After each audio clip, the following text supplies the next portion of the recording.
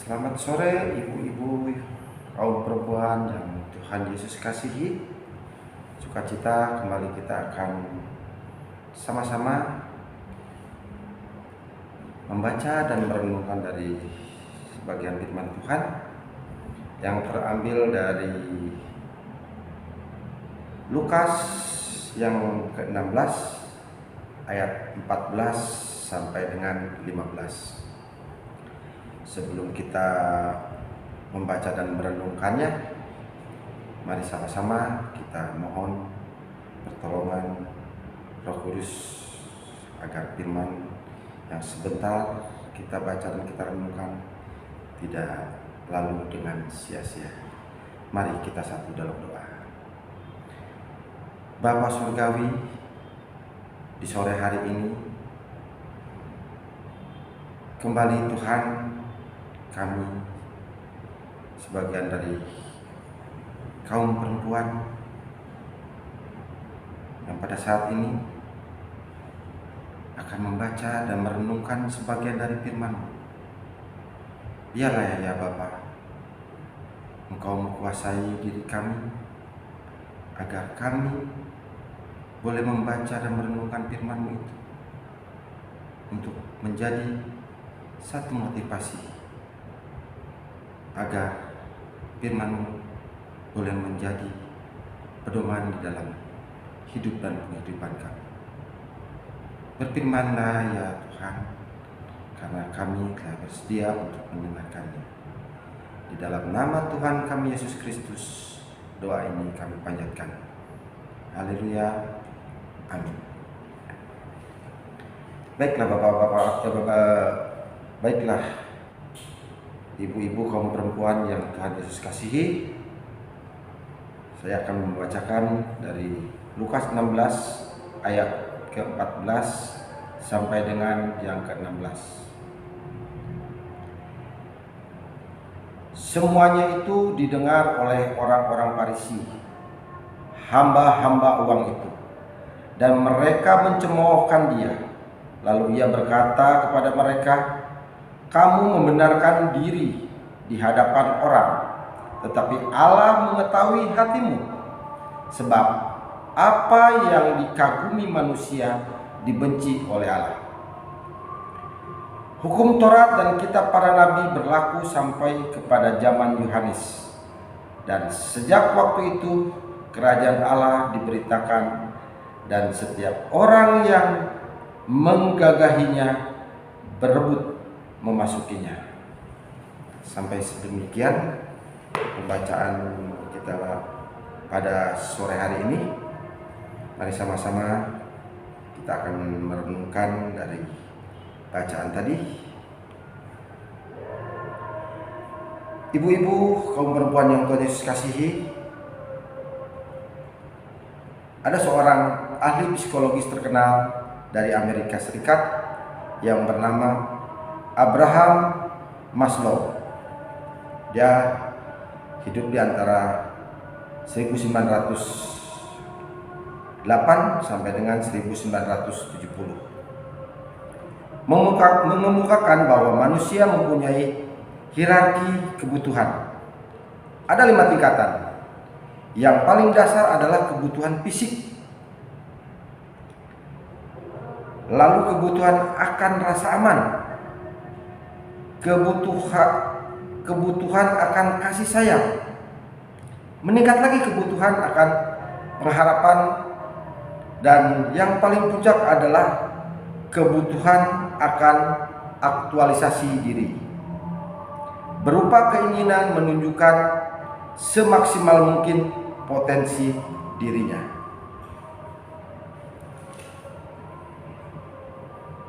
Ibu-ibu, memang hasrat untuk diakui sesuai dengan judul renungan hari ini adalah bagian dari kebutuhan yang keempat, yaitu kebutuhan akan penghargaan.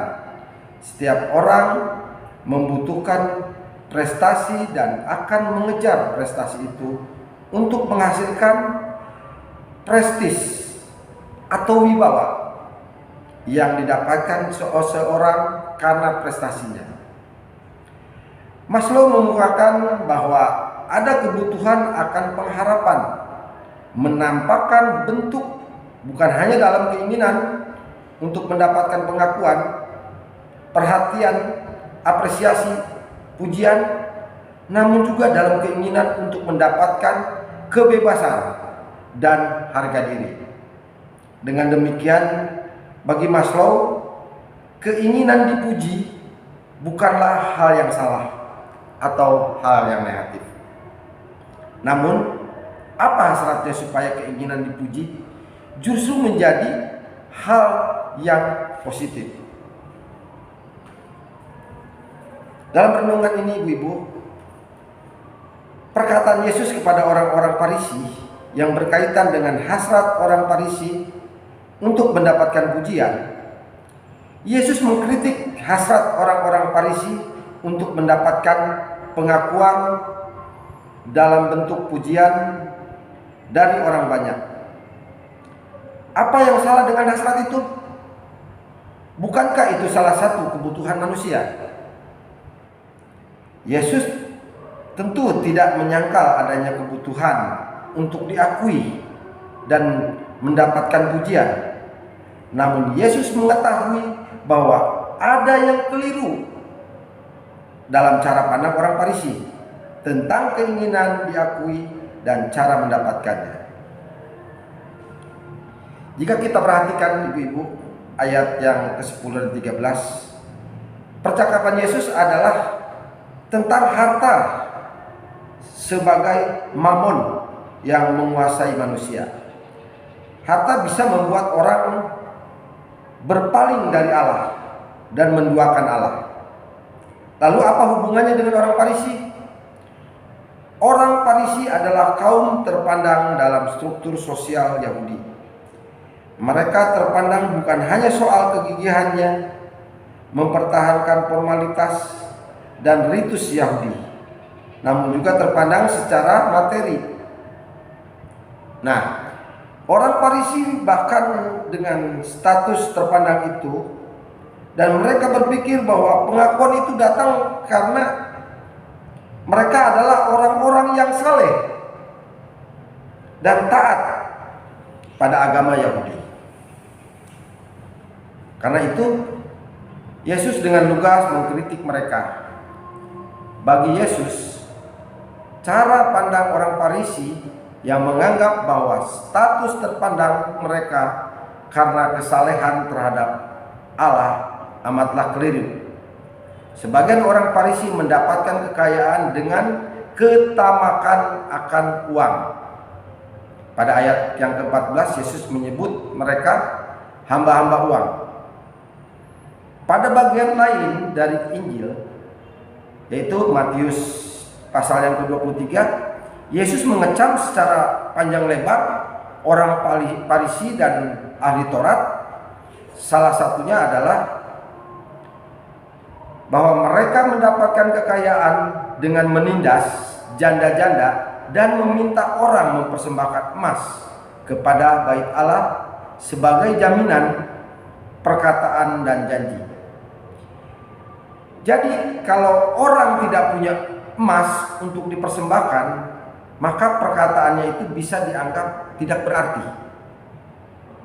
Nah, kalau begitu, jika mereka menjadi terpandang karena kekayaan, padahal kekayaan itu dihasilkan dengan menindas orang lain, maka keterpandangannya itu kosong belaka.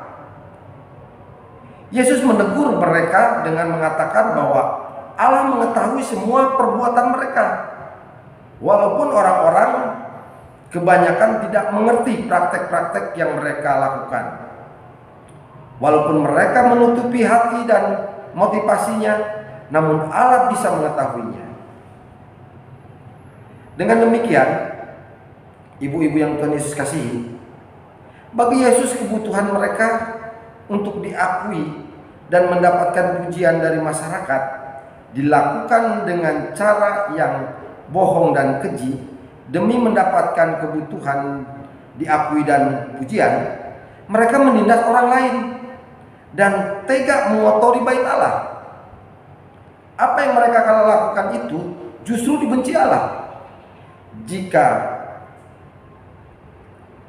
kita mengikuti teori hierarki kebutuhan Maslow, maka orang-orang Farisi yang menganggap diri terpandang itu sebenarnya masih berkutat di kebutuhan level dasar, yaitu soal materi, dan itu pun didapatkan dengan cara yang jahat. Ibu-ibu kaum perempuan yang Tuhan Yesus kasihi, sebagai perempuan kita tentu ingin mendapatkan apresiasi, pujian, dan pengakuan. Kita ingin mendapatkan apresiasi, pujian, dan pengakuan dari suami, dari anak-anak, dari orang tua, dari tempat kita bekerja, atau dari lingkungan seperti dikatakan Abraham Maslow. Hal ini merupakan kewajaran dan tidak salah. Namun sebagaimana jika pengakuan itu tidak kunjung tiba, sebagai istri, sebagai ibu, kita sudah memberikan yang terbaik untuk suami, anak-anak, bekerja dari pagi sampai malam, mengurus rumah tangga tanpa henti, namun tidak ada pengakuan, apresiasi atau pujian, entah itu dari suami atau dari anak-anak kita. Barangkali mereka menganggap itu hal biasa, padahal kita membutuhkan hal itu. Jika itu terjadi terus menerus, maka lama-kelamaan hati kita akan tawar. Mereka mengharapkan apresiasi dan pujian yang tidak muncul-muncul. Hati yang tawar bisa jadi menyebabkan kita jadi ogah-ogahan, mengurus rumah tangga dengan baik, akhirnya memicu berbagai konflik di rumah. Nah, ibu-ibu, kalau hal seperti itu terjadi, jangan berkecil hati. Karena Allah tahu isi hati kita. Allah mengetahui bahwa kita bersungguh-sungguh bekerja mengelola rumah tangga sebagai istri dengan penuh ketulusan dan kejujuran. Dengan demikian, maka kita bisa yakin bahwa Allah menerima dan mengapresiasi apa yang kita lakukan. Perasaan ini akan membuat hati kita tetap hangat dan semangat kita menyala memberikan yang terbaik untuk keluarga. Ibu-ibu yang Tuhan Yesus kasihi, pada pihak lain kita pun diharapkan sadar akan kebutuhan orang-orang di sekitar. Kita akan apresiasi, pujian, dan pengakuan. Mereka itu berilah pujian tulus kepada suami, anak-anak, orang tua, atau saudara sebagai wujud pengharapan dan pengakuan kita. Dengan cara seperti itu kita memenuhi kebutuhan orang-orang yang kita kasih. Tentu hal itu dilakukan bukan hanya keluarga kita, namun juga setiap orang yang berelasi dengan kita. Sampai sedemikian renungan sore hari ini. Tuhan Yesus memberkati. Mari Bapak Ibu, kita satu dalam doa, kita respon di dalam doa ini. Mari kita satu dalam doa. Bapa Surgawi, di dalam realita hidup ini sering kami berkeluh kesah, seolah-olah apa yang kami lakukan kurang berkenan bagi mereka. Namun Tuhan, lewat cinta kasih-Mu, lewat anugerah-Mu, biarlah apa yang boleh kami lakukan, apa yang boleh kami kerjakan di tengah-tengah lingkungan keluarga kami, di tengah-tengah sesama kami. Biarlah itu kami boleh lakukan dengan rasa sukacita, agar kemuliaan nama Tuhan boleh nyata di dalam kehidupan kami. Terima kasih Bapa di surga, lewat renungan hari ini. Biar apa yang kami boleh renungkan pada sore hari ini boleh menjadi motivasi kami di dalam kami menjalankan hidup dan kehidupan kami. Terima kasih Bapa di surga. Kami juga mau berdoa buat saudara-saudara kami yang pada saat ini merasa kecewa, tersakiti di dalam pelayanan di rumah tangga, di tengah-tengah lingkungan kami. Kiranya Tuhan berikan kekuatan dan penghiburan bagi dia. Terima kasih Tuhan Yesus. Kami juga mau berdoa buat saudara-saudara kami yang pada saat ini menderita sakit. Biarlah Tuhan, Engkau yang senantiasa mau jamah dia, Engkau senantiasa memberikan pertolongan bagi dia. Engkau yang senantiasa mengurapi orang-orang yang senantiasa membantu di dalam pemulihannya, baik para medis, dokter, maupun lewat keluarga. Biarlah Tuhan, Kau senantiasa juga mendampingi mereka yang di dalam pendampingan, di dalam masa-masa pemulihannya. Terima kasih Tuhan Yesus, terima kasih Bapa di surga. Inilah doa yang tidak sempurna ini, yang hanya kami boleh sempurnakan lewat doa yang telah Tuhan Yesus ajarkan pada kami. Demikian. Bapa kami yang di surga, dikuduskanlah namamu. Datanglah kerajaan-Mu, jadilah kehendak-Mu di bumi seperti di surga. Berikanlah kami pada hari ini makanan kami yang secukupnya, dan ampunilah kami akan kesalahan kami, seperti kami juga mengampuni orang yang bersalah kepada kami. Dan janganlah membawa kami ke dalam pencobaan, melainkan lepaskanlah kami daripada yang jahat. Karena Engkaulah yang mempunyai kerajaan dan kuasa dan kemuliaan sampai selama-lamanya. Amin.